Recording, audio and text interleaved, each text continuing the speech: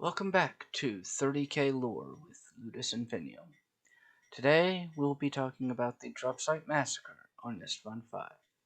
We'll be discussing which legions were involved and how it turned out for both sides.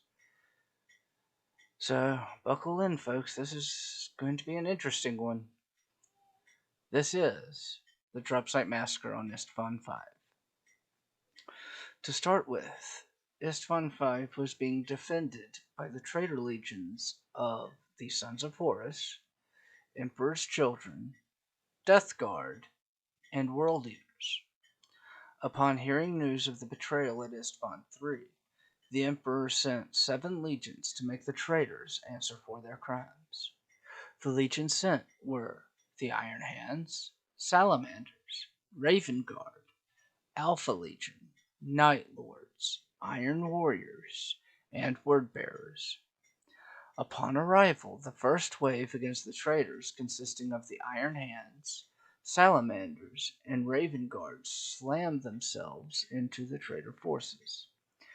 However, neither the Loyalists or traitors could gain any significant ground, and the first series of conflicts turned into a test of attrition.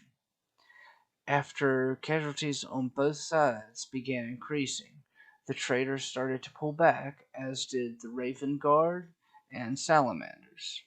However, the Iron Hands refused to retreat, and Ferrus Manus pushed his way to Fulgrim to exact vengeance on the brother who had been the closest to him for turning against the Emperor and other loyalists. At this point, 2 important things happen. The first is that Ferrus Manus does make his way to Fulgrim, and they do have a one-on-one duel to the death, in which Fulgrim comes out the victor, and under the influence of the Lair Blade, takes the life of Ferrus Manus by means of decapitation. Also, at this point, the Salamanders and Raven Guard also decided to retreat and regroup towards their allies, who were dropping in at that moment. Unfortunately, they were running right into a trap. It's a trap! Their allies had already sworn allegiance to Horus and his cause, so now the Loyalists were completely surrounded by the traitor forces of 7 legions. When the flare was shot into the air, not only did the supposed reinforcements turn on the Loyalists, but the retreating forces turned back around and charged back into the fray. Some good and bad news came to the Loyalists at this point. Corax ripped his way through the Galvorbak, the elite Astartes of the Wordbearers who had allowed themselves to be possessed. Seeing this, Lorgar, becoming enraged, charged toward his Raven Guard counterpart and started another one-on-one duel between Primarchs.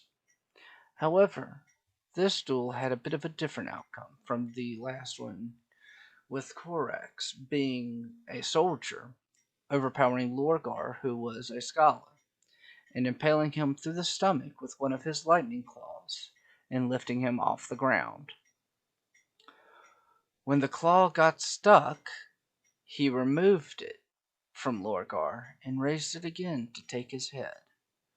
However, when he brought the claw down, it met the metal of another lightning claw instead of its intended target, Lorgar's throat. The lightning claw was attached to another Primarch, the Primarch of the Night Lords, Conrad Kurz, who had just saved his traitor brother even though he disgusted him for the sake of the War Master's plan. Having been stopped from slaying Lorgar and not wishing for a head-to-head fight with Conrad Kurz, Corax flew off. The results of the Drop Site Massacre on Istvaan V was a major traitor victory.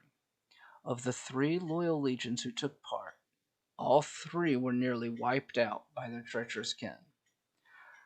Of the 3 loyal Primarchs who fought on the fields of Istvaan V, Ferrus Manus was killed, and both Vulcan and Corvus Corax went missing immediately after the conflict.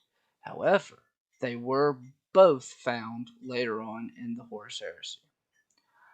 The traitors lost somewhere in the tens of thousands of stars. The loyalists, however, lost in the hundreds of thousands, leaving approximately 20 to 25,000 survivors between the three legions.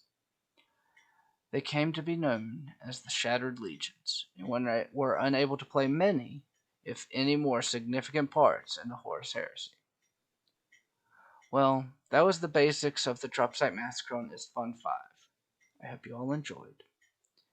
If you want to support the channel, subscribe, leave a like, join the Discord, leave suggestions on games or bits of lore that you would like to see in the future. If you can and want to support the channel monetarily, there is always a Patreon and Streamlabs in the description. But the most important part of all, I hope you all have a wonderful day, and I will see you all in the next one. Bye!